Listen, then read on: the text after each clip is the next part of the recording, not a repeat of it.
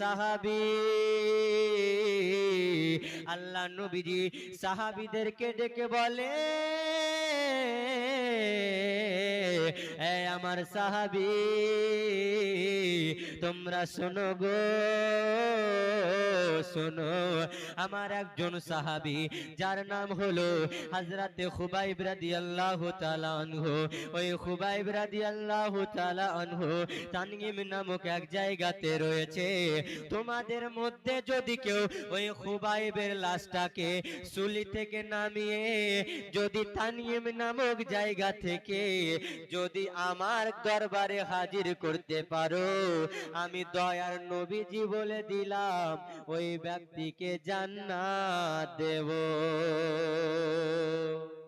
সুবহানাল্লাহ বলুন বাবা।